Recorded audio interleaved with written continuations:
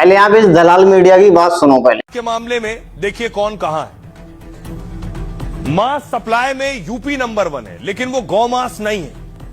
भारत में मात्रा 11,75,869 metric ton, यानी लगभग 12 लाख मीट्रिक टन।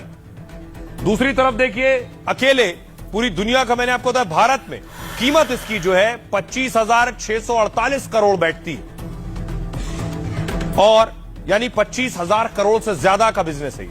उत्तर प्रदेश में मात्रा लगभग 6,49,675 मीट्रिक टन उत्तर प्रदेश, यानी जितना पूरे भारत से मांस बाहर जाता है उसमें आधा लगभग यूपी से जाता है। उत्तर प्रदेश के हिसाब से ये बिजनेस और कारोबार के लिहाज से देखेंगे लगभग 14,000-15,000 करोड़ के आसपास का ये कारोबार। कुल मांस निर्यात में हिस्सेदारी यूपी की 50.34% बैठती है, और यूपी के 4 सरकारी बूचड़खाने जो उसमें हापुड़, गाजियाबाद, मेरठ और बरेली आता है। साथ ही किन देशों में निर्यात होता है ये मांस, जो सप्लाई होता है, ये वियतनाम, मिस्र, मलेशिया, इराक और यूएई, ये वो देश हैं जहां ये एक्सपोर्ट होता है।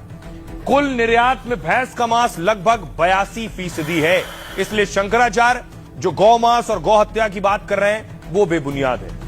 सुनिए जरा। अब आप समझ सकते हैं बेबुनियाद है, मतलब जो अभी ओमान में हलाल सर्टिफिकेट लेकर आए वो ये ढोंग रचाते हैं, सिर्फ गाय को बचाना या हमारे यहाँ मांस नहीं है, ये है बस सिर्फ खाली ढोंग रचाना। खाली हिंदुस्तान के मुसलमान गौ माता वगैरह होती हैं, लेकिन जब विदेश की बात आती है तो सब कुछ काट पीट के वहां हलाल तरीके से भेजते हैं, तो इन्हें कहीं माता या भैंस कोई नजर नहीं आती है।